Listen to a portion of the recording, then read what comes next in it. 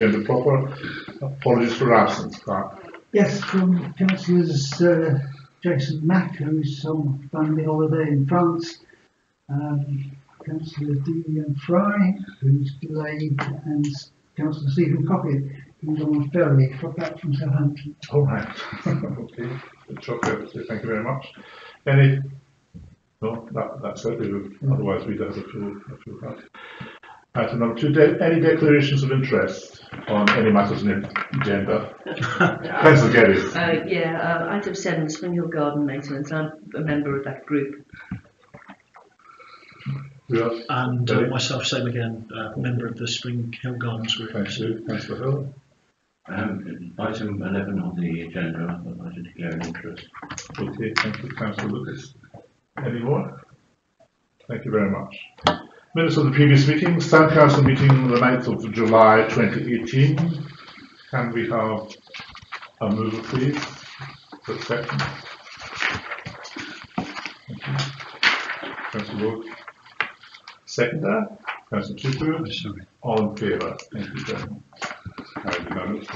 And the LP Planning Committee meeting of the 17th of July, Planning Committee meeting of the 8th of August, and the minutes of the Library Steering Group of the 17th of July for information only. We'll hold item 4 in abeyance for the moment and go straight to the finance report for Clark. Thank you, Mr. Chair. Usual structure of this report balances at the end of July 356,108. Accounts reconcile to that date successfully. Payments during July total 44,985, and the payments include, I ask you to note, the final £1,000 from the fund that was put together in the hope that it might be possible to purchase a base for the boxing club at the Old Methodist Church. That's now, as you know, been sold, and the monies have been returned, and this is the last element of that. I just want to make sure you're aware of that, because that's been going on for more years than we expected, but it's now included. The full list of payments is attached as usual. As far as receipts go, we received more than the usual amount during July of £23,440, and I've listed the items which were contributing to that overall total sum of 23,000, and as you can see, they included the amount the Town Council receives from the Isle of Wight Council, which is the Isle of Wight Council's payment in respect of their statutory obligations for beach cleaning. We receive the same amount every year of £1,730. We've received, I'm pleased to say, the grant from the My Life and Full Life programme of £5,000 towards the work that Tony McCarthy in particular is doing in developing the South Wight Parish's Health and Wellbeing Forum. We met this morning with the programme lead, Nicola, and it is clear, it's not a surprise, but there will be no further funding for this, and they are expecting, based on discussions we've had with them, that from next year the work will be sustainable through parish contributions. So we'll come back to you in more detail about the proposals for that. The 3,676 was the VAT reclaim for the first quarter of this financial year, and finally the Isle of Wight Council, thanks to harassment from the Assistant Town Clerk, have finally caught up with their overdue payments for the in respect of travel subsidies for the eligible number 31 bus passengers. Finally, section 4, year-to-date variances.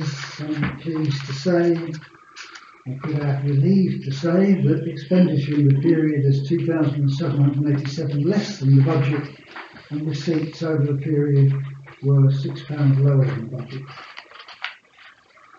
Thank you very much, Thank you. David. And thank you for your perseverance, Harry. Very good.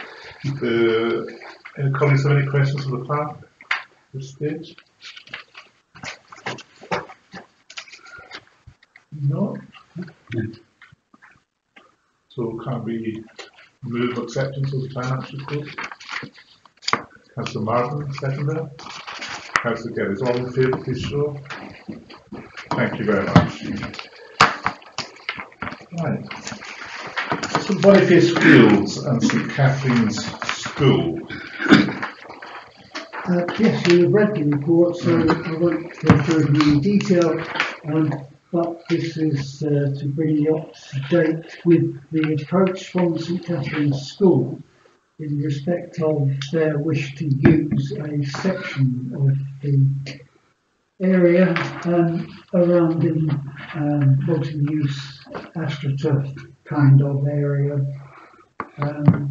They had originally told us when we first started looking at developing the field as a community resource that the St Catherine's School had no interest in the playing field area, but their position has changed, and I've recorded here the background to that with the meeting discussions with not just Rachel Thompson, who's the head of business and charity, who we usually talk to, but she came to see us accompanied by a member of the trustees that many members will know, one Tony Flower, to tell us that their future development programme has changed and they're looking to extend the provision they offer in terms of number of pupils, and it's therefore in their interest to be able to use a section of the field. As you will have gathered, it's a section of the field for which the Town Council has as yet at least identified no use for community activities.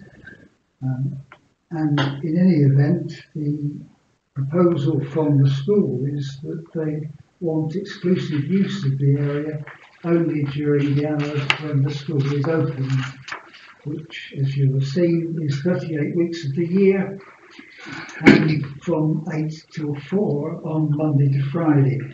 The rest of the time they are very happy for the Town Council to have permission to release it for public activity and public use. This has been taken to the Assets and Services Group for discussion, and I don't think any of us can see any reason for objecting to this, not least because apart from anything else, it is likely to resolve one of the background issues that's been affecting the future development of the area, which is to do with its designation as school playing field, and therefore requiring a Section 77 notice, as it's called, from the Education Funding Agency to release it. That process not only takes forever, but the Isle of Wight Council have, as far as I know, not yet started it, in spite of indications that they would. However, given St Catherine's use, if that develops the way it's intended, that will negate the need to go through that process happily. So, the only query I can see with that is that we need access over it, don't we, for men in the shed and what have you, all the time, don't we? Yeah. So are they going to... Does it compromise our access? Because it looks as if you've got access up here and across here. No, that's the access we take, Lee. It's this path here is the emergency path for escape, and we all got to, many of us have all got to create if it's a fire, and that's where the fire. And with that is the access to the men in the shed. So we still want access over it, don't we? I think we'll have to reposition the raised beds as well. We're pretending to have the disabled gardeners use the stand, but they can't be in an area where the kids are. So we have to reposition those on the lower field, I think. Or we could put them there. Well, as long as they're not compromised by children playing and throwing balls across there, you know. Yeah, that's true. But what's the point? Just define the problem precisely for me. Well, you've got to get access to many in the shed have. And also, this is our escape route, which eventually is going to be lit up, and congregation area in case there's a fire. Right, okay. And if they insist on we can't use, they blocked it. So we do need permission over there. All the time, that is. Yeah, in perpetuity, Yeah. as long as they operate. Yeah. So we need to identify that. Is this just for emergency egress then? No, it's also through this gate. Oh, sorry, Dave. Sorry. It's through a gate for men in shed and also, yeah. Yeah. Because it's like a double gate there, isn't there? So are you saying it needs to be written into the lease, or an agreement will stop it? Agreement, really, that's what we need with them, don't we? I wouldn't thought there'd be a problem there. Their intention, unless we raise significant objections, is to have a separate lease of that area of land with the Isle of Wight Council directly. But all the signs are that they are very willing to cooperate. Jim's made that point, sorry, Councillor Chiggles made that point before, and I don't think there'll be a problem with it. Okay, thank you. Yeah, just one thought about it, because, well, 2 points. Are they likely to be blocking it off? And if they're not, are we going to be walking into, like, because of school children on the land, like safeguarding? The safeguarding requires they block it off. Yeah, so that would be the safeguarding. Yeah, because we can't have the alternative. Okay, anything else, councillors? Okay, so we're looking for the recommendation is that the town council is recommended to support the application by St Catherine's School for a lease from the Isle of Wight Council of an area of Boniface Fields around the AstroTurf area for its exclusive use for 38 weeks of the year from 8 AM to 4 PM inclusive. Could I have a proposal? If we're saying exclusive use, then we'll put a condition in there. Well, that's what I just asked you. Yeah, we'll do that. Whether you wanted it by agreement or whether you wanted it written in. I think we need to understand that if we were not to support this, they would have the right to take the whole area. Yeah. Okay. You could show yourself. I would prefer you to leave that bit to you. discussion rather than putting. Well, and our working group as well. Yeah. Okay. That's what you do. I mean, I won't, obviously the client won't go forward then, but speaking to us first. Fine, thank you. So I'm looking to you to propose. Oh, will do, sir. Thank you. No trouble with that. Thank you very much. You're welcome. Can I have a seconder, please? Councillor Lucas, all in favour, please show. Thank you very much. No problem. Thank you. Your turn now. Item number 7, Spring Hill Gardens maintenance. Right to go. I don't know if you're any of you, certainly members of the public or council, have seen the splendid job that's been made of Spring Camp. I'm really quite happy about it. It's really very pleasant to look at. Very nice indeed. The contractors have done a really terrific job. And the awards were all granted £10,000, which was submitted by Tony McCarthy, who's seated there in the public area. Yeah. Thank you very much, Tony, for all the work you did in that. It's very, very good. Thank you. And also to the lady who shall remain nameless, who very generously donated £7,000 towards the project. Councillor Tudor, do you want to say anything? Yeah, just a bit. I made some notes actually. It was unusual for me. If I could I'm not surprised. Well, yeah, we all benefit from this really. What we've done, I've got to say, we've helped Mr. Giddis, who's given us his design free. Sorry, Neil. Free of charge. I let you out there, but yeah, he has. Thank you very much. He's done a great job. He's done all free of charge. What we have concentrated on where we can do it is disabled people. We've made the paths wider. I know Mr. Giddis like a bit wider, but it didn't work out. And we put in front of every chair, there's an area of path in front of every chair, so people are not sitting and dangling their feet in grass. Alongside this, we've got a decent area for a wheelchair to sit and manoeuvre itself. So if a wheelchair comes to a person, they can sit on a chair, and the wheelchair is also sat on some hard base, which is really good, hard standing really, and it all falls in very nice. We've also gained what we have done with the help of a water board. We've got an outside tap at her. And the water board was very generous this day, wasn't they? They actually put it in free of charge for the mains, and we put a tap up, which gives us a tap for water, but it also gives a tap for a Ventnor enhancement fund to get water throughout the town for their water. So there's a win-win situation there, really, I think. Well, I am quite excited, the Christmas tree we've moved. We put the Christmas tree, actually, there's a big area of concrete which we painted blue, and it's a little bit higher up in the gardens, and we've got we've built in a, I suppose we'd call it a pod really for the tree to stand in, where the electric waterproof connection is. And where it's not there, we put a drain cover on and screws it down so no nasty little children get in there. But it means that the tree will be situated in a place which the kids can come around it safely on concrete. Where it's higher, we can see it from a town and the car park. So I think that's quite a bonus really, because it's a nice clean area, and people, if they want to put little things on the trees, they can do it. You didn't really mean nasty little children. No, nice. Everyone of them so nice. I thought I misheard you. Thank you. Thanks for clarifying that. But yeah, very lovely children, really. But also, I've got to say, Richard Dixie and his staff have been fantastic. They put so much effort into this. He really has, and the end job is amazing, really. It just, I think, not just because I've been there every day, I thank my wife being so patient as well, but it's just sort of really amazing. Yeah. It does. It's a credit to the town, really. And with the Ventnor Enhancement Fund take care of the bottom of it, we've almost got a town square there. Quite a nice point, really. So, all in all, that's all I've got to say. Thank you. Yeah, It's changed a lot for me, isn't it, really? If the client wants to add something. That would continue with Lisa to talk about maintenance.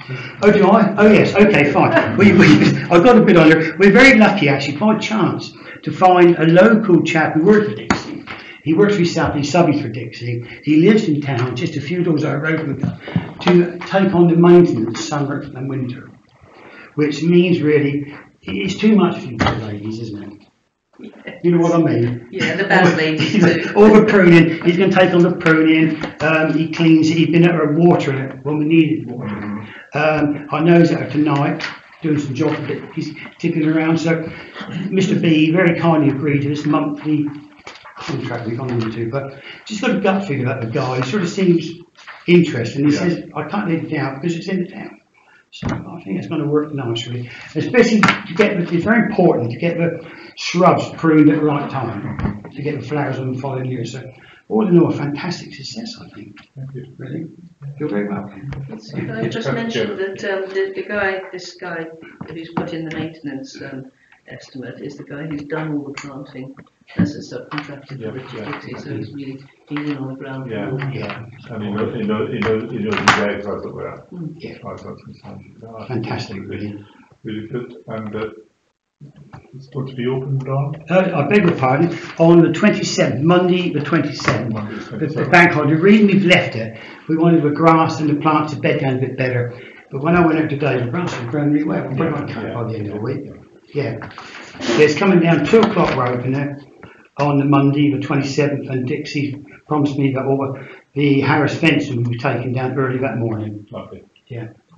The only thing we've got to look at, which we need to photograph now, Island Roads, they've put a new dog bin out because it's broken on it. That's most important. Yeah, very important. That one's not been emptied since we've been out there, so it's probably a bit smelly. Yeah. But apart from that, it's Thanks. No, just before opening because Neil, I know you're sitting there. Sorry, I didn't mean to omit you, Ellen. I'd just like to place on the record the council's thanks for the work you've done on there. Worked very hard. Thank you very much indeed. Thank you. Councillors, any remarks before we move to the recommendation? Will there be a formal cutting of the ribbon type event? Yes, there is. September time. 2 o'clock. I don't think we've decided the colour. Yeah, we're going to buy a bit of ribbon, and Miss Lucas and myself are going to. It's going to be jointly cut with between Mrs. Claire Grant and Maureen Corley. That's okay. 2 hands on the scissors. Sorry, what time's that? 2 o'clock. 2 o'clock, Monday. Thank you, Claire. Your 15 seconds of fame will soon be upon you. Thank you very much. Yeah. Turn it in the bank holiday Monday. Well, thank everybody who's been involved. You know, during the hot weather, you really have, well, thanks, worked so hard. Yeah. Thank goodness for the bit of rain. Indeed, Saved yes, us yeah. down. Thank you very much indeed. Thanks for everything that you and your group have done. No? Right. So, hang on now. The recommendation. No, I'm at what? I'm passive at what I'm doing. Sorry, can I just, sorry, that is the other. Right, to the recommendation. The Town Council is recommended to confirm the proposed arrangement for the garden's routine maintenance until further notice. Can I have a mover? Councillor Martin, seconder. Councillor Trueblood, all in favour, please show. Thank you very much indeed. Now, the wee water fountain.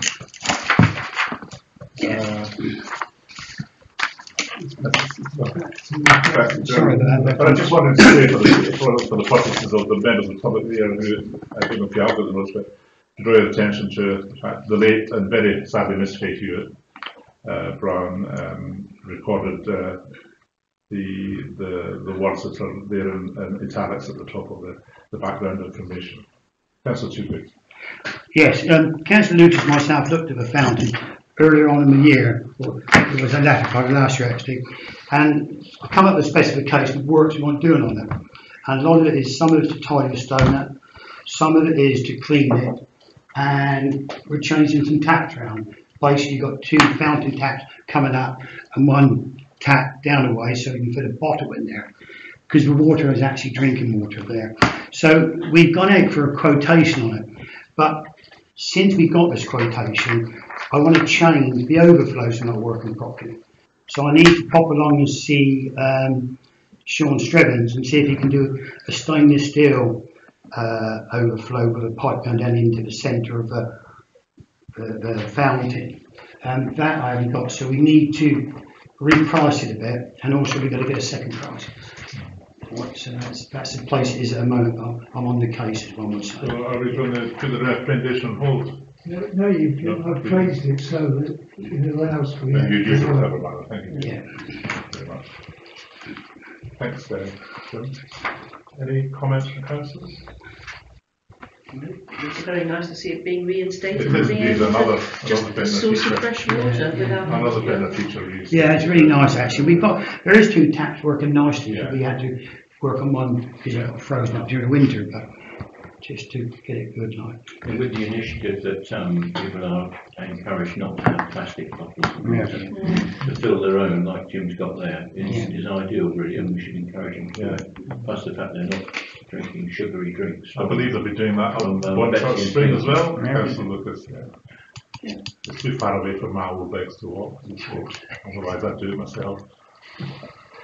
Okay, so the recommendation is that the council asks its clerk to submit a funding application to down the course of the restoration works up to a maximum level of $5,000. We're not using dollars, so we'll use pounds instead, on the basis of updated estimates, and agree to fund the 40% match funding requirement if the application, should be when the application is successful.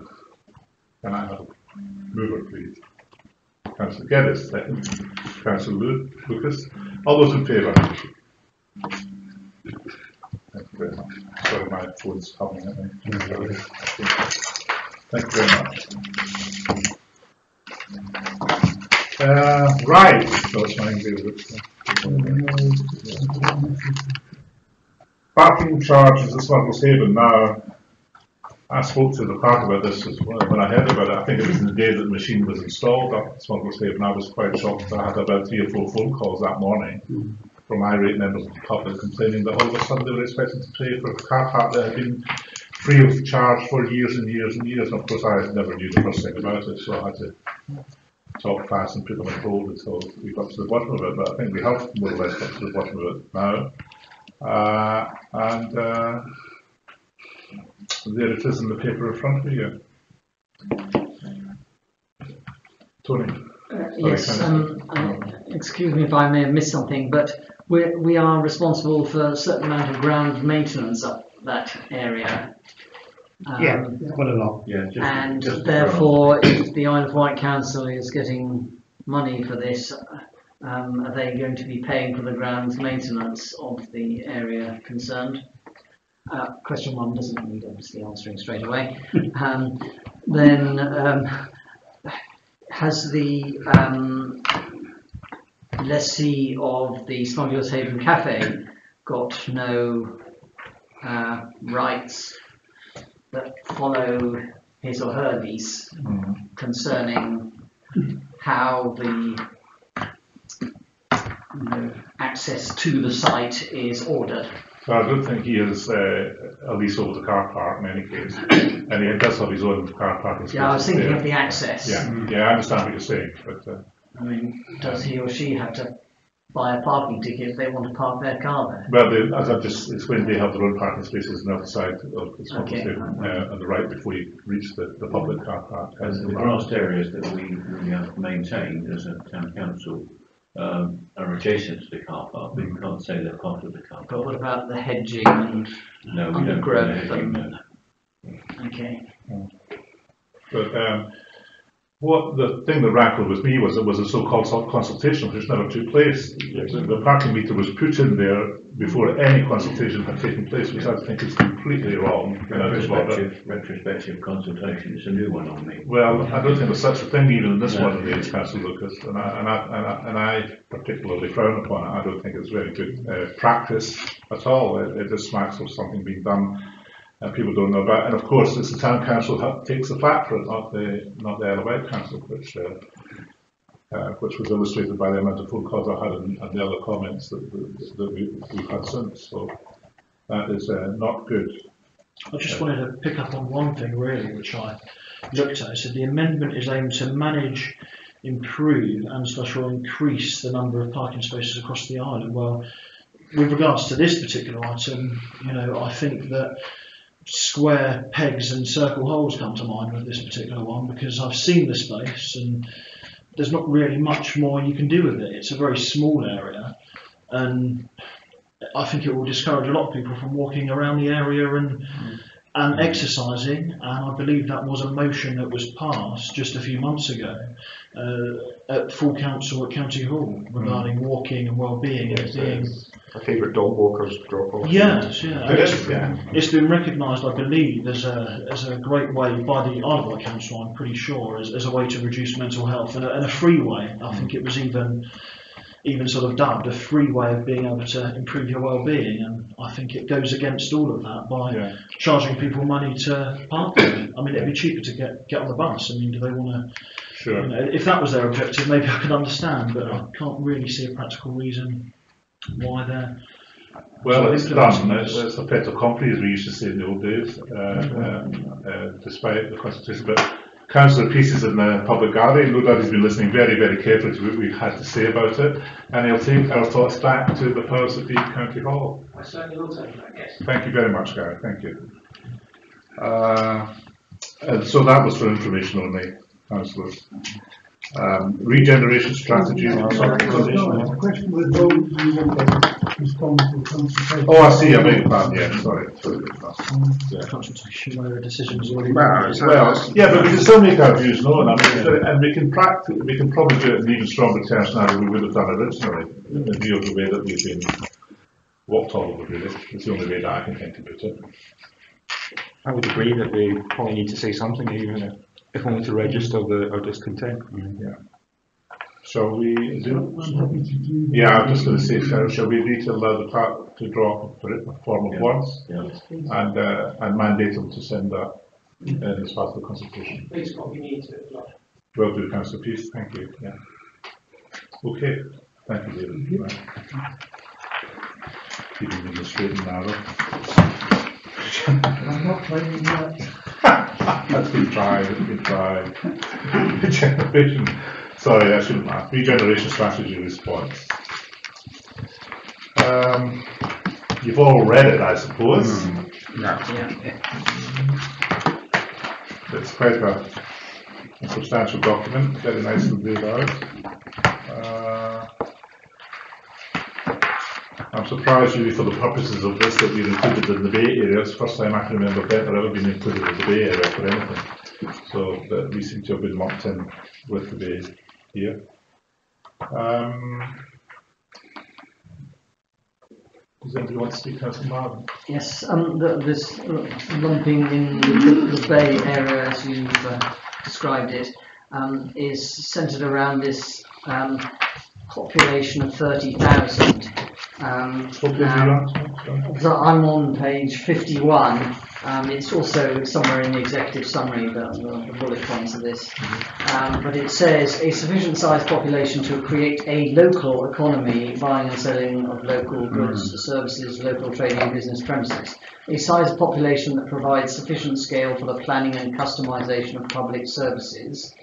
A range of land areas that is able to provide for needs of future growth locally and blah, blah, blah. Now, so that's some self-evident truth there, a sufficient size population, and then suddenly the figure of 30,000 is plucked out of the air, and the 30,000 then produces the very strange map with the wiggly lines to try and get the island. Sorry, the diagram is on page. Just so it's a question that you want to see whether we discussed the response. So we could invite him to speak to us. Yeah.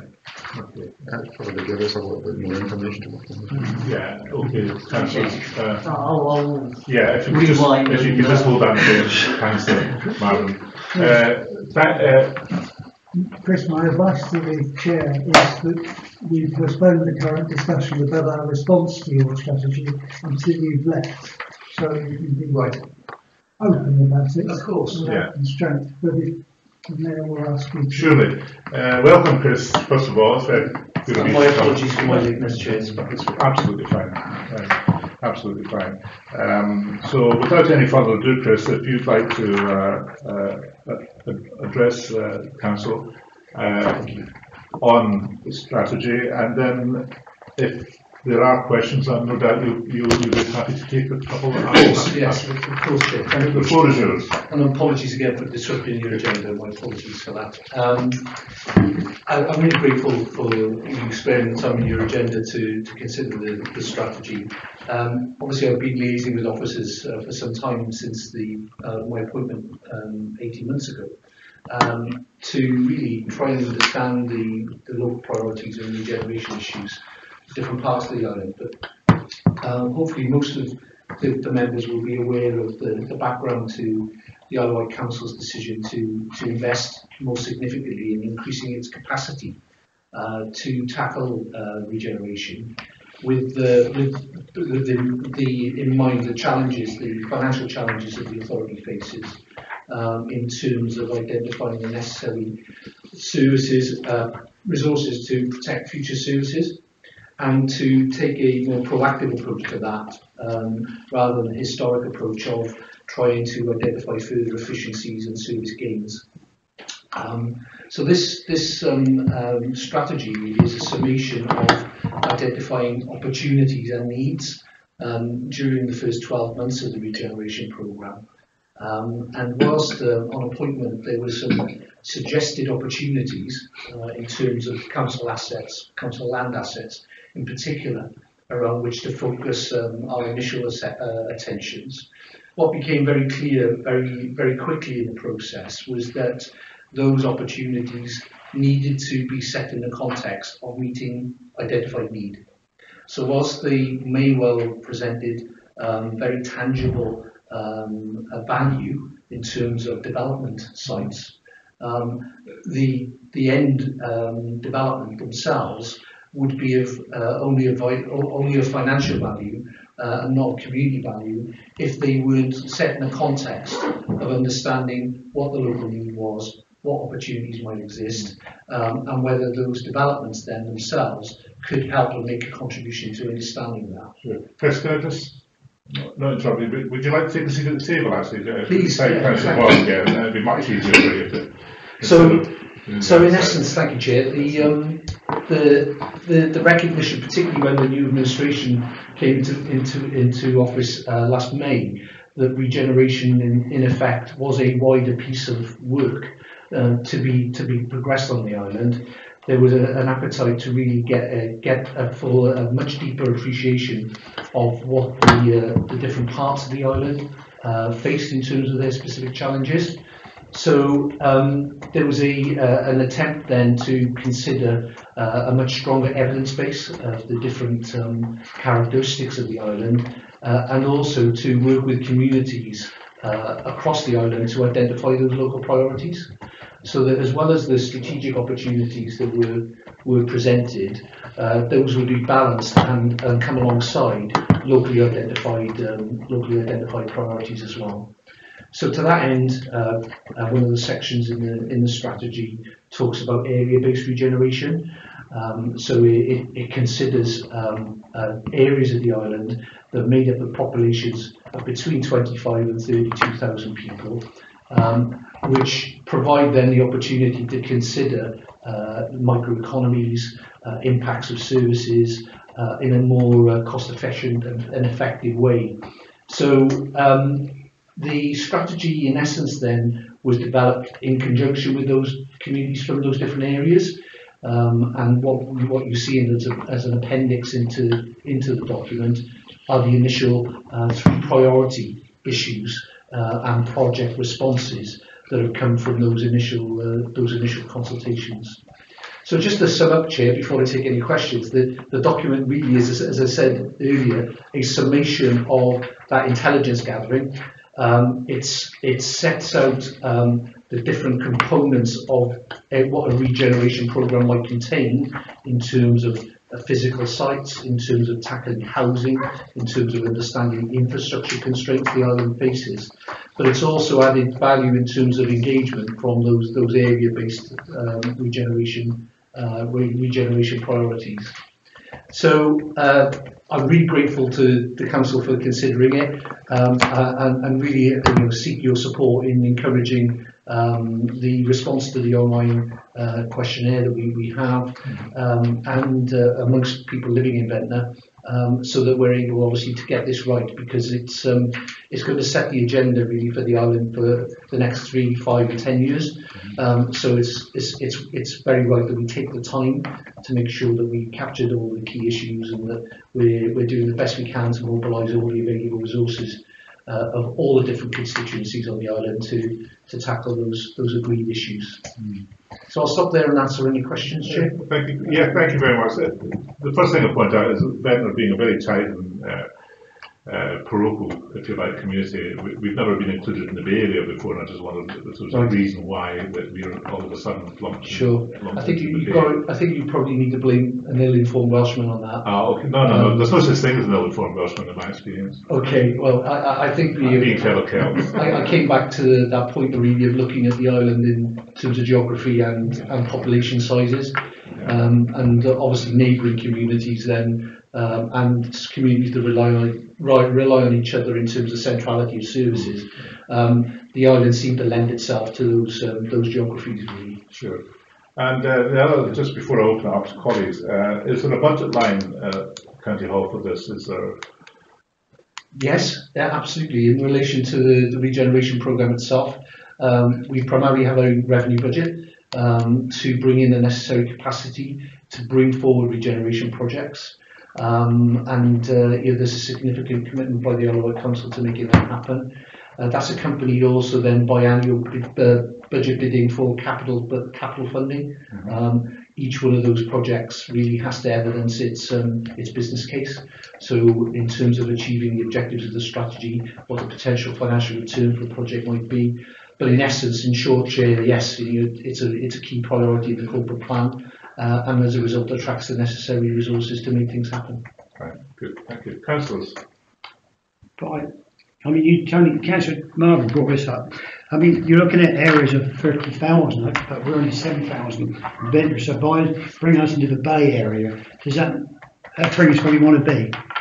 That's the thinking, and as I say, it is a proposition, and the whole document, in essence, is a proposition. I think the important thing for us is to get that local feedback. We've already had some obviously very interesting comments on that geography issue, and there's been some very serious suggestions of actually aggregating communities that are more coterminous within those areas. So actually seeing more of a focus within sub-areas possibly, and that's something obviously we're considering. If you're not careful, you leave a lot of people out, aren't you? Unless you do this from the start. I think our intention really was to make sure we don't leave anyone out, and I think our anxiety at the outset was that, and historically there's been quite a strong focus by previous efforts around three main areas: the Medina Valley, Ryde, and the Bay, Bay area, Sandal Bay. And I think what we made clear from the outset was that if this regeneration strategy was to work for the whole of the island, it needed to be embraced by the whole of the island. So that's why we've gone for the slightly wider approach, and that's risky because obviously resources are precious, and spreading jam too thin is a risk. But I think we felt we needed to understand the different issues and geographies. If we take, for example, the West White, it's a rural economy and has a very distinct and very different character to what you might call a seaside town such as Ventnor or other parts of the island. So understanding what might work there and what the needs are has been very important to us from the outset. Yeah, that's one of my concerns. The Bay Area thing does concern me, because when you talk about different colonies working in different areas, I mean, both Shanklin and Ventnor are seaside towns, but they operate in completely different ways. And I feel where you're looking at that area, you have the Bay Area and then Ventnor, and it does worry me that the centralisation of regeneration is not going to be in Ventnor. Just because you're going to be working to budgets, you're going to be working to for the areas that have got the greatest population. Now Ventnor, what was 7,000 if that? So that to me is a concern. I think it's a justified concern, to be straight with you, because what we have in Sandown and Shanklin are development sites that we own, and that we will attract the attention of our resources to maximise the benefit of those sites, because that's part of the agenda. I think what we've discussed with officers at the Town Council here is that we see our role very much as supporting and enabling what the Town Council wants to do and achieve. And if there was a need to enable if you like, the beast that is the County Council to be more responsive and to support local efforts in Ventnor, then in essence that would be the most significant value we could bring as a regeneration programme to your efforts. I think it's fair to say that I compliment David here. David actually made links with me before he even started the job. He connected with me on Twitter and invited me to come along and find out more about what Ventnor we're up to here. And I'm not saying this just because I'm here, but I think it's fair to say from what I've seen in terms of what the Town Council and the executive officers here have done, is very much, and they told me not to say this, but I am going to say it, is very much a model around which other areas of the island might replicate in terms of a good intelligence evidence base. And I would measure what we're trying to do on the island strategy against what you're doing in Ventnor, because a good evidence base about understanding what your issues and priorities are, the mobilisation of what you have here in terms of the collective nature of the community, social and economic capital, to tackle your local priorities, a very clear set of what you think you can achieve and what you want to achieve. So I think there's all messages there, really, as an island-wide regeneration team and programme, we're about trying to help you do what you want to do, rather than telling you what we think you should do. So you'll see yourself as a supporting organisation. Absolutely. Yes, I mean, on that basis, if we can put our projects forward and expect your support, I think we can. Well, you made a very good job of tickling our tummies there. Tell us how proactive and how good they're at the Town Council, all of which is absolutely true, of course, Councillor Lucas. Yes, I noticed in RIDE you've identified youth provision as one of your priorities.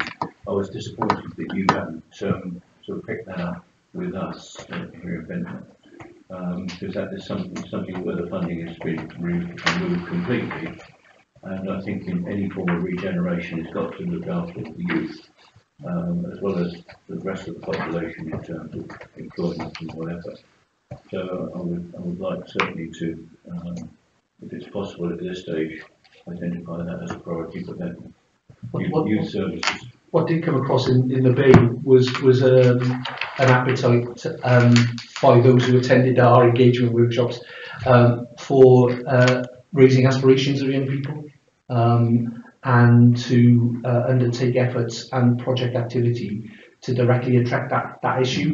So that may involve actually enhancing youth provision. It may actually be about recognising the success and achievement of young people and promoting that. So there are a range of I think options. we've identified a couple of projects. Right. One is for employment, one is for housing. Right. But I think the youth really are a poor relation in this process. So I would like to see really that being caught up in the regeneration process. What we were anxious about in the attendance at the workshops is the age spectrum. I think the average age was 55, 56. Yeah, the youth probably weren't there talking about it. So we did run a separate youth conference back in February and it targeted at I think it was year 8 and year 9s across the island. So we got a very positive response from that constituency to help shape and inform some of the key components of the strategy. So, but no, I think in terms of the right example, what we actually found very quickly was that the town council themselves were taking a very proactive position in delivering youth provision in Ryde. And in essence, what they were seeking as a programme support priority was to actually have facilitate a wider debate about the future of young people in their town and recognise the value and status of young people as a constituency, because they've actually to a certain extent got on and delivered the provision solution through the town council themselves.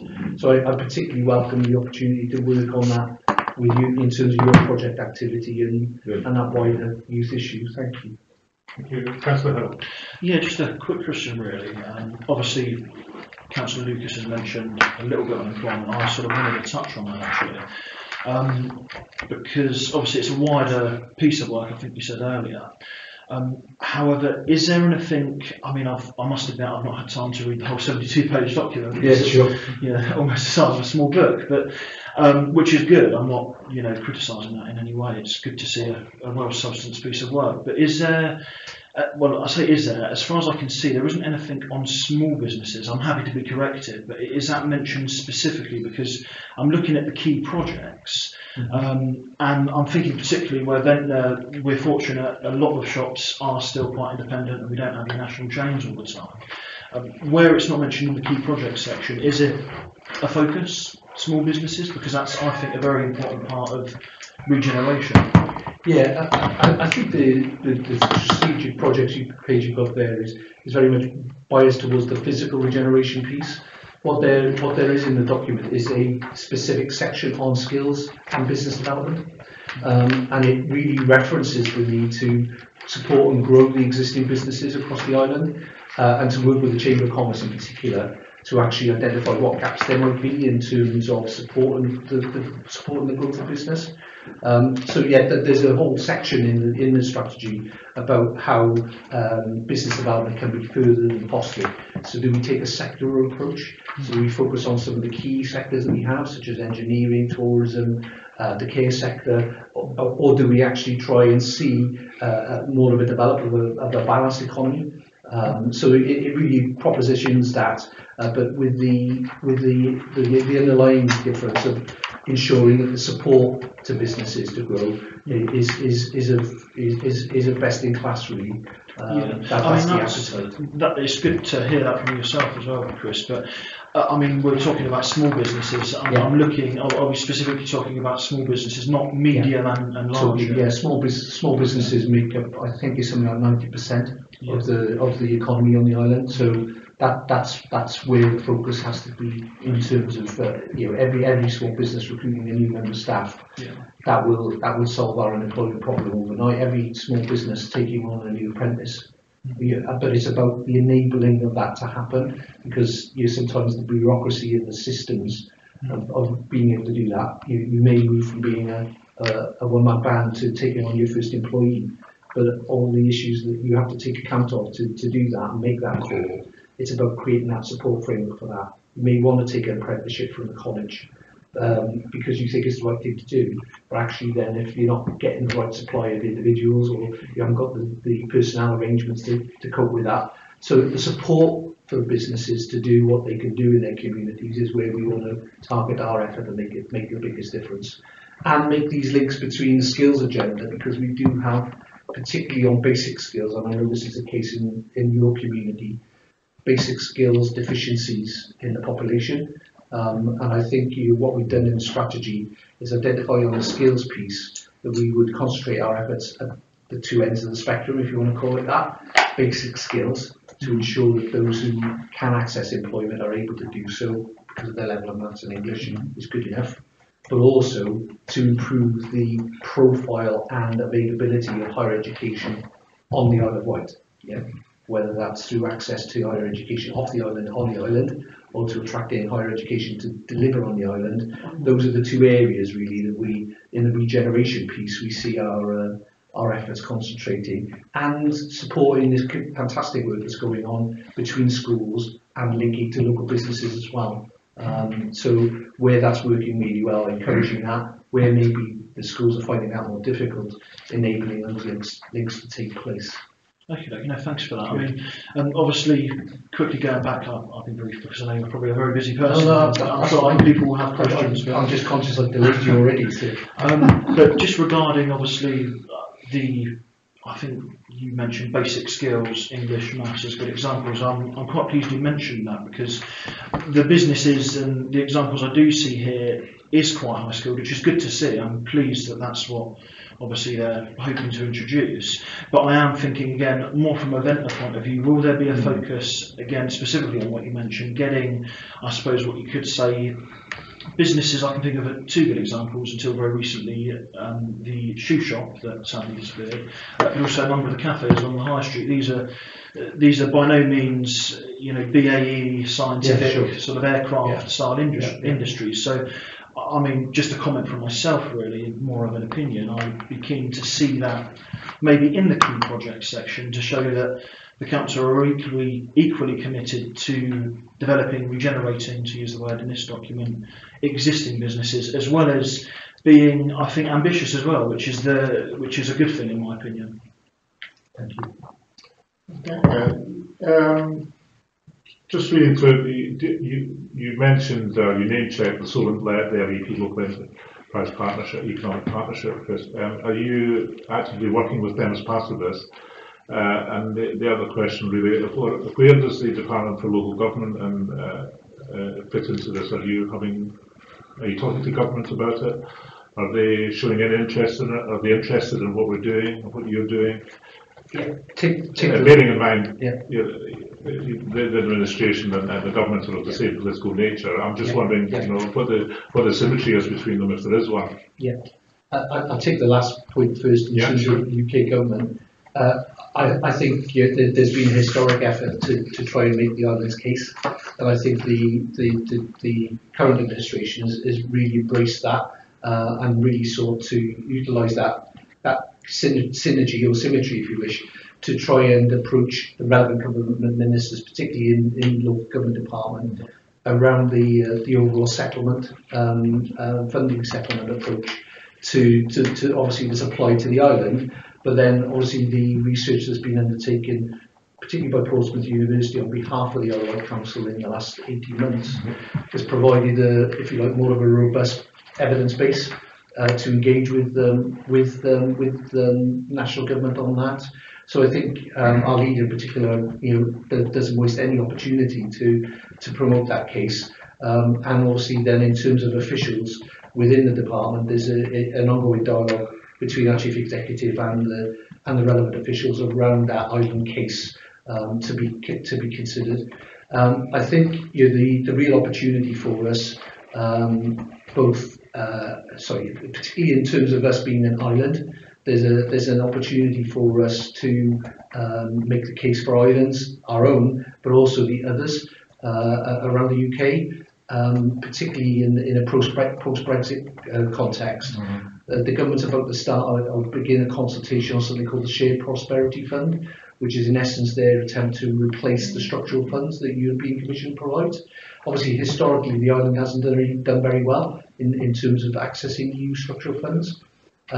So the opportunity, I think, to make the case not just for our own island, but islands as a category within the Shared Prosperity Fund is very much something that we're anxious to encourage. So that if our ideal, if you wish, is that in that fund there is a specific strand that recognises the needs of islands in the UK, and as a result provides some degree of response to that, particularly in terms of regional development issues. So very briefly then on the LEP issue, I think it's been an interesting conversation with the LEP and their aspiration to promote the Solent as a region. They've been very supportive of projects on the Isle of Wight in terms of the funding for the Seacam College, for example, and also, dare I mention it, the Floating Bridge in terms of the access issue between East and West Coast. So they have a track record of responding to well-put business cases for investment on the Isle of Wight. And we're seeking to engage on that. They've just relaunched the latest Prosperity Fund for the region with an invitation to stakeholders to apply for projects. So we're putting together some business cases to enable those funding applications to be made. They have had steer from UK government that they see the Solent as a functional economic area. So therefore the Solent LEP would be the gatekeeper, if you want to call it that, for any local implementation of the government's industrial strategy. So I think having an appreciation of what those priorities are at a national level and disaggregating those at a regional level, there's an emphasis to be thinking more intelligently in the region about the place. And obviously Solent is probably unique in the UK in terms of having two large cities and an island. Being able to describe that and the future for that region is the current task that the LEP have in hand in terms of accessing then future government investment via the industrial strategy and via the Shared Prosperity Fund that I talked about. I think the development of a regeneration strategy for the Isle of Wight, part of which, particularly the infrastructure section of this document, has been informed by a study which the LEP funded, the infrastructure needs of the Isle of Wight. So I think you're positioning this and presenting this to the LEP as they're updating their regional economic plan, I think it is extremely timely. And again, it's another reason why we've got to get this one right, really. Sure. Something that concerns me, and probably most people around this table, the fact that you mentioned the region. Because we are part of the southeast region, but we are an island, and our problem has always been in the past, Chris, that especially if we were trying to get assisted area status for the Isle of Wight, it wasn't recognised as being a special case because we were seen as being part of Hampshire. Now, Hampshire is vastly more wealthy than the Isle of Wight. I don't have to explain to you the problems that we have economically, and our suicide rate is much higher than the national average, for example. Homelessness is quite high on the Isle of Wight. The waiting lists are quite high. So to be seen, that has always been a worry for us, that we wouldn't be seen, we would be taken in. And you mentioning again rings alarm bells in my head. And I really want to make the case that you are fighting for us as an island, not just us as Ventnor here in the Bay Area or South Wight or whatever, but the Isle of Wight as an island in its own entity. So I think that's very, very important that that's something that that's at the forefront of your thinking the whole time. I'm sorry not to explain myself properly. The Solent is going to be the region that the government identifies as a functional economic area. And their task to the LEP is to describe the challenges of that area. So by focusing on the Solent, what you're doing is you're focusing on the challenges of two cities in terms of their positions in terms of affluence and deprivation, and you're focusing on an island that has detached challenges. So I think the new environment that will create with a focus on place as part of that direction can only present us with an improved opportunity to make the case for the region, that Solent region. Yeah, thanks. That clears that. Anything else? Well, thank you very much. Shall I leave you to- Very informative. Thanks for giving us your time. Obviously, I'm happy to take any further questions. You must go home and write out 100 times. I will never be late for the Ventnor Town Council meeting again. But apart from that, thank you very much indeed. I certainly will. I'll just give my explanation, if I might. I was actually called to a meeting over at Westwhite around one of their area regeneration priority projects, and it went on a bit longer, unfortunately. So I didn't like to interrupt the chair of that meeting. So I upset you, so I apologise. You haven't upset me at all. Thank you. No. It's not a rugby match after all. Thanks a lot. Many thanks, sir. Thank you. Thank you. Right, that's very interesting. Councillor Marvin, back to you. Sorry. Yeah, sorry, I was waxing lyrical You were certainly on waxing lyrical. the fact that we have some arbitrary 30,000, though it was, we just heard it was 25,000 to 32,000, not that that makes any difference. In summary, and to get those 30,000 packets, the map has been produced with sort of this around here that produces these very odd boundaries, which are purely arbitrary. My main problem with the document is this geographical focus, which is a typical political wheeze that you can parcel out the money into little geographical areas, and you can then say, oh, well, we're spending money in that area and we're spending money in that area, when in fact, about regeneration, there should be a focus on the services and infrastructure. So you occasionally see these sort of electronic things that show the traffic flows, whether it's internet or cars or buses or trains, and it shows you where economic interaction of all sorts is taking place. Well, there's none of that sort of thing here. The graphical equivalent of that is it shows that sort of a highly trafficked route is wide and other less trafficked routes are very narrow. And I'm using traffic in the widest sense of sort of just in economic interactions, whether it's me going into Marks and Spencer's in Newport or me sitting on the internet and ordering something from China.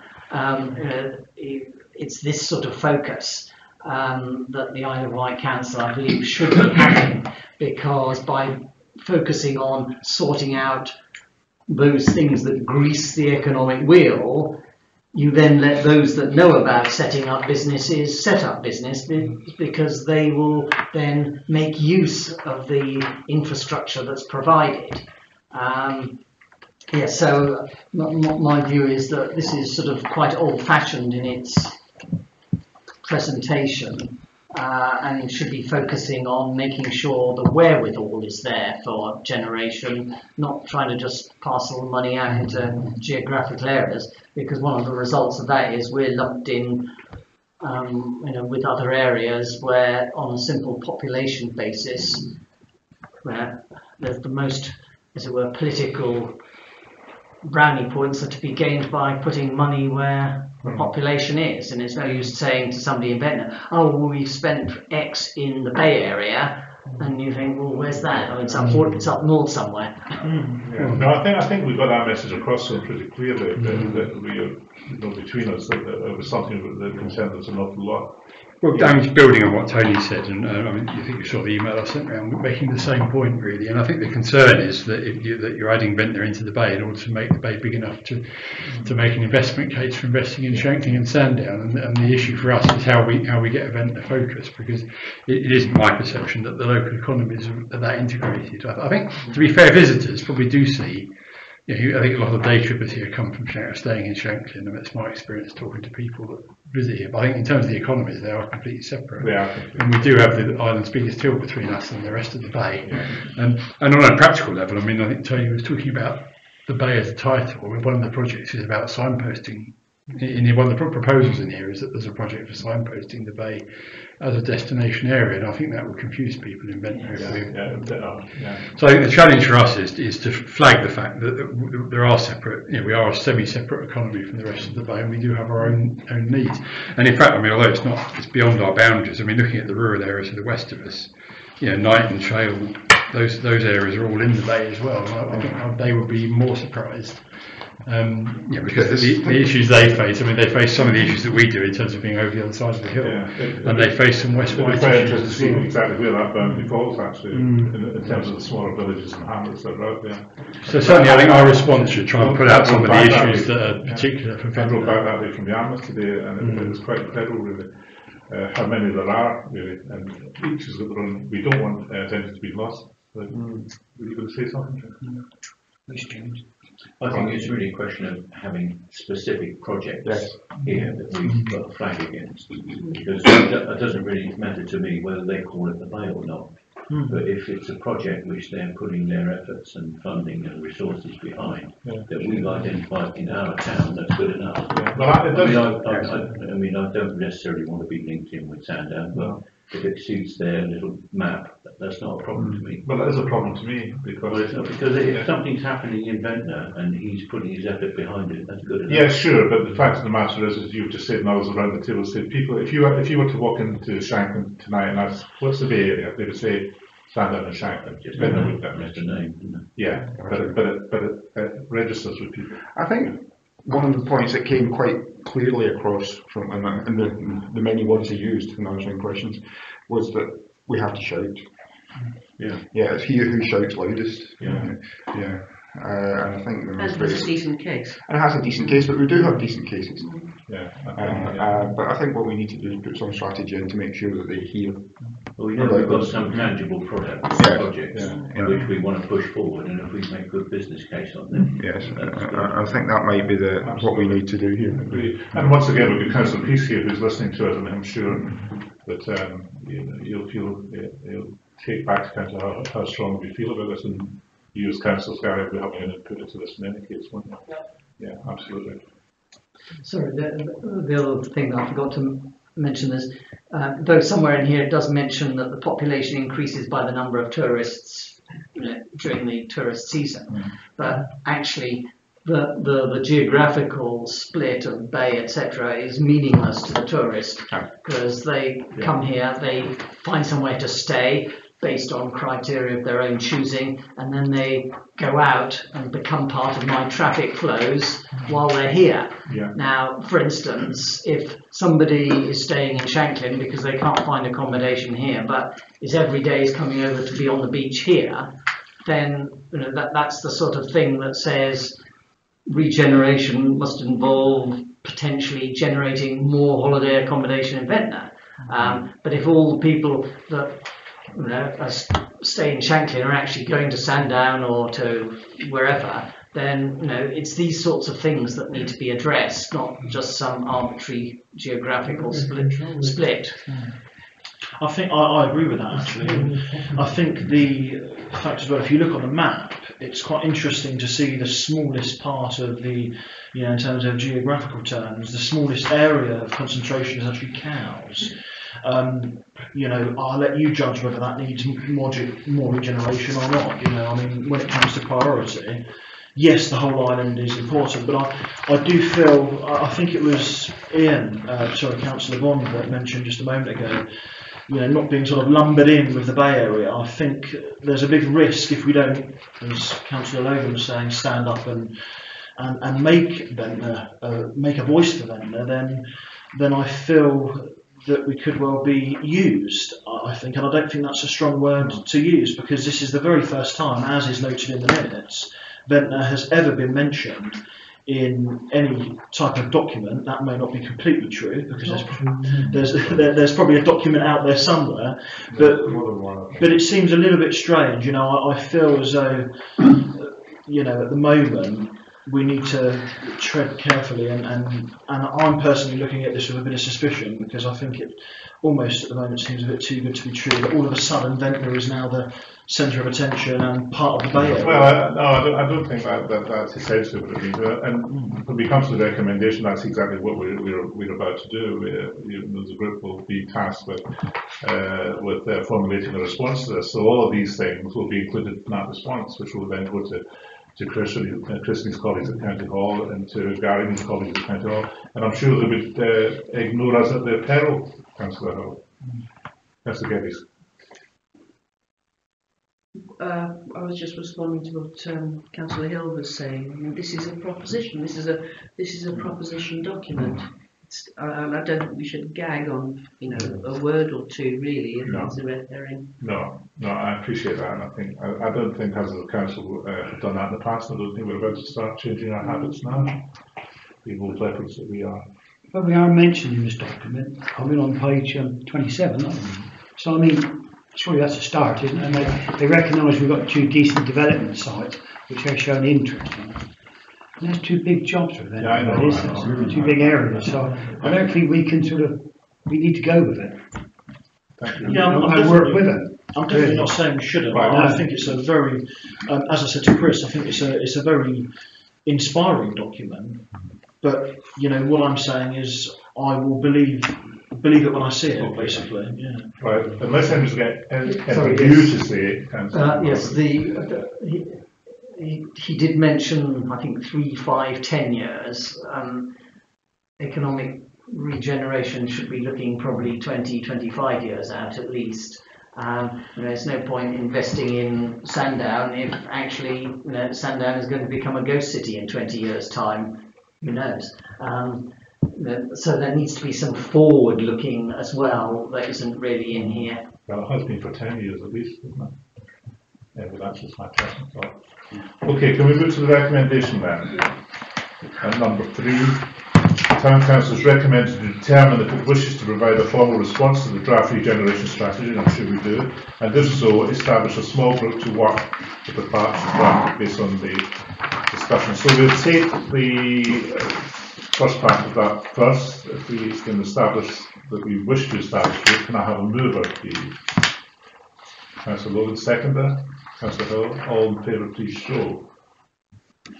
Right. Who among colleagues would like to be part of that group?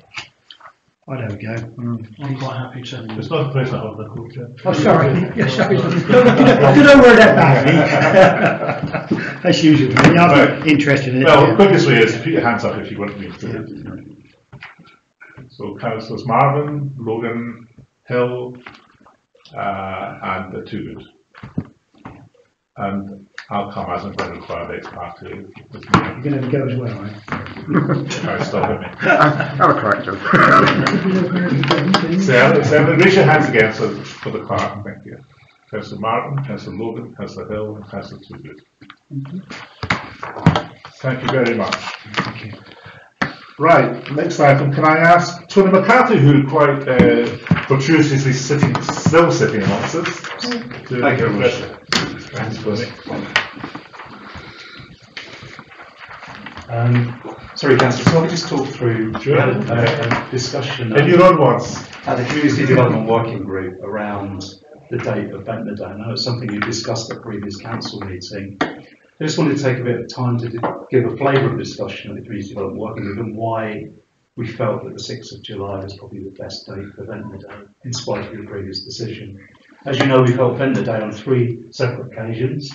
The first time was at the behest of the BBC, so we had no choice. It was the 4th of May. May the 4th be with you was the joke at the time.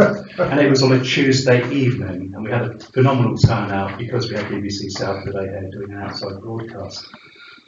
We kind of took a decision then to go for the first Saturday in July. And I think that was taken, it wasn't a decision we took lightly, because there are several events taking place around the island weeks either side of that. So, for example, we were desperate to avoid not clashing with the Mardi Gras and Ride. We also could see the advantage of the first Saturday in July often being the occasion when the Round the Island race goes round and goes past. Now, that's because that's tidal, it doesn't always happen. And sometimes it's a positive that we have the Round the Island, because it's a great place to view the race, particularly if it's delayed as it was this year. But it also means that some voluntary groups who are involved in Round the Island can't participate. So if we have it the first Saturday in July, it does mean that sometimes we can have the Round the Island there, sometimes it won't be there. But it is almost having that regular slot in the island's diary. It's the same date every year. A bit like things like the festival, like the Chale show. You know it's there because it's that weekend, it's that day. And as we know through the summer months, that events, every single weekend, there are events and events and events. And it's really tricky to pick a weekend where there's not possible clashes of island-wide events, let alone with local events. And I'll come on to some of the local events in a moment. The other thing to bear in mind, I hear on good authority that the Fringe are planning to move the date of the Fringe Festival. They believe that if they move it away from its current week, the same week as the Carnival, they'll be able to attract acts that would otherwise be able to preview their acts prior to the Edinburgh Festival. And that would be such a phenomenal thing to get the quality and calibre of those acts to come here pre-Edinburgh Festival, comedians trying out their shows, all the kind of weird and wanting to Edinburgh, coming to Ventnor beforehand. What a wonderful, wonderful thing to do. But there would be, if we moved it back to June, I'm not sure they've decided on which particular date, but I wouldn't want Ventnor Day to be an afterthought or in the middle of the Fringe week. So that's kind of one of the other reasons for going with the 6th of July. The other thing, of course, is publicity. It's been really tricky to put posters up around town, around saying Ventnor Day, and the date it's on. I think we put out some really high quality posters in the past, the mission especially, and which says something about the calibre and quality of the event. I hope the quality of the posters we produce. But most years I've been able to go around and put them on lampposts around town. Ventnor Day, it's here. But this year, sadly, Island Rose decided you can't put posters around lampposts and followed me around and cut them all down. So if we get big banners printed, which I hope we can do for Ventnor Day, obviously if it's in June, and then it's in July, then it's in June, it's July, it's August, it means even more blanking out and taking over. And I think the message gets a little bit lost on it is. As to local events, I know there's some very, very good local events that clash with Ventnor Day. For example, Bonchurch Open Gardens.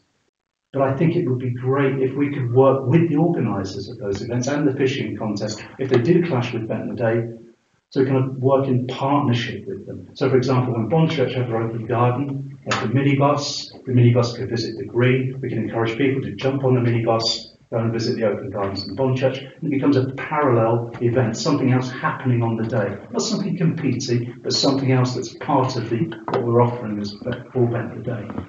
And I also think that to increase the success of Ventnor Day, I mean, it is going to be about raising funds, creating a budget, raising funds through funding applications, creating a budget, and getting more involvement, more attractive,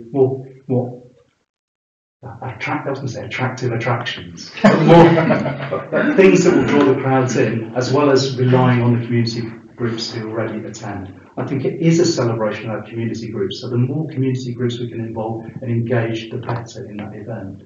So I think my preference, and I think the Community Development Working Group, was please can we stick with the 6th of July or the first Saturday in July, rather than change, and incorporate and work alongside the organisers of Bonchurch Open Gardens or the fishing contest or other events locally, and encourage other people. So it's not just the focus on the green, but it becomes a wider and broader event. I mean, personally, I'd like to see, it's something that can roll out and incorporate other things happening in the town. That we get businesses more involved in it, and it become a bigger thing. But that's going to be an uphill struggle over. And I would like to see it just build up slowly and gradually rather than. So I'm happy to take any questions. Thank you, Tony. I'm particularly interested in what you said about the lead up to the Edinburgh Festival, which I did appear of interest. I'm going there tomorrow myself. But no, I think that's a very, very good point. But something I've never even thought about. Anyway, Councillor. Oh no, it's just really, is there not an opportunity to maybe, I mean, I'm looking at this from, the decision that was made last month. I'm particularly keen not to see it reverted back, because I think that the Bonchurch Open Gardens is a key event in the calendar. And I personally think that it's a bit like saying, well, the Isle of Wight Festival is on, let's get a minibus to take everyone to, an independent retailer in Newport. It's just not going to happen. I think what we need to do is support the whole event now. And I've not got anything against Ventnor. I think it's a great event, but I think that we need to move the date forward, if anything, if that's the issue. So rather than going back to what we went against last month, I would be keen to see something that meets halfway and actually something that's a week in advance, maybe to accommodate what's being requested. If you were to move a week back, we'd clash with Mardi Gras, and most of the schools on the Isle of Wight. The other thing I'm very keen is to get schools involved. Difficult to clash with Mardi Gras. I really think that Bonchurch Open Garden could almost be a complementary event. You've got the football of people on here, you've got a minibus, the opportunity to take people around the gardens and promote it at the event here. I don't see the things clashing, I see them complementing each other. And it is what scale of event, I mean, do we regard as an unacceptable clash with Ventnor Day, if we particularly want to see Ventnor Day grow and expand? Because I think you have to think about those weekends during the summer months and what clashes. I think the thing is, if we're going to see Ventnor Day grow, then inevitably I think that does contradict the whole idea of combining everything together, because the bigger Ventnor Day grows, the more concentration there will be on one particular area. And I think a lot of people, particularly driving via car or driving, unless there's going to be a Southern Vectors bus that's a double decker that's going to take everyone up, I don't see the practicality of a minibus. The Bonchurch Open Gardens already uses a minibus. Yeah, we use the fit bus from Well, can I just say, in answer to that, Councillor, Tony, remind me, is Ventnor Day not constrained by the space available? Ventnor Day. Up to a point. So, Yeah, I mean, so there's only so many community groups. It's not going to get very much bigger physically, is what I'm trying to say. But what I'm saying is that in the longer term, it would be good to see it encompassing the broader town and businesses, the seafront, people being more involved in it. So, yeah. Councillor Lucas. Well, it was me that threw the spanner into It was, that's what I recall. And very large spanner. Yes, that's right. Well, I was surprised really that the people around the table didn't realise that how the important first week in July to the Ventnor Day, because they were quite happy to vote in some other date. Incidentally, we seem to be going against our standing working orders here.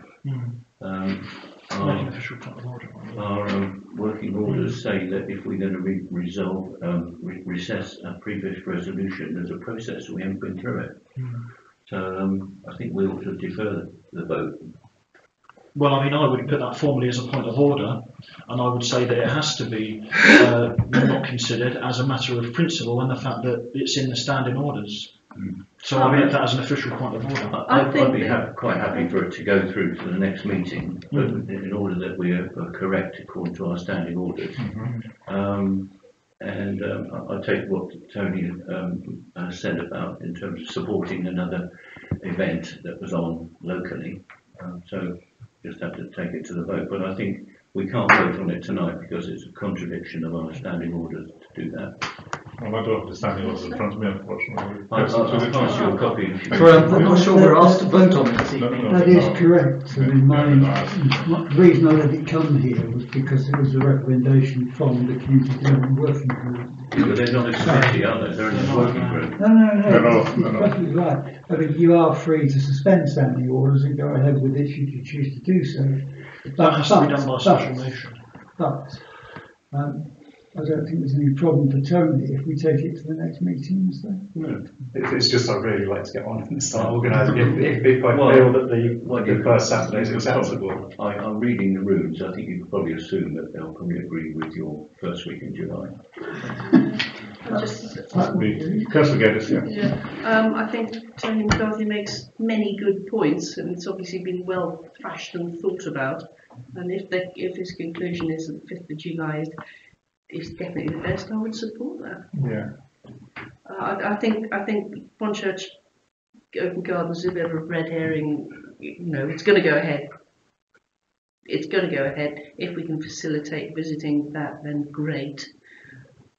You know, we're always going to clash with something, and I think not clashing with the Mardi Gras is really important, and the Fringe is a good point too. Yeah. I don't have them all in front of me, or else I would make a ruling immediately. But I would think that our stance.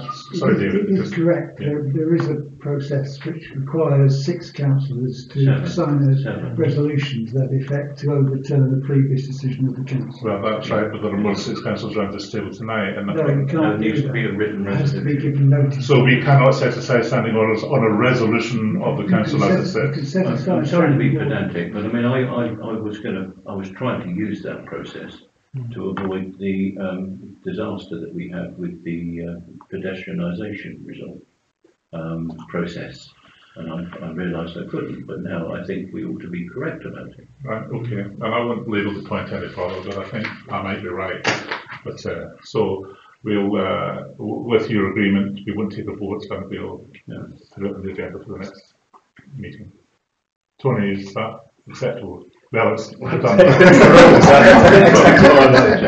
Yeah, but I think you know, I think you can read the rules as somebody said previously. Thanks. Pat. Just briefly, the Town Clerk's report, Upper Ventnor Community Association, we met again with them. It's always good to do that. What concerns them is recorded there.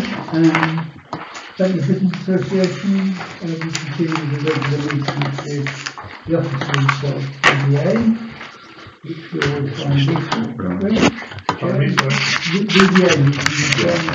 Yes.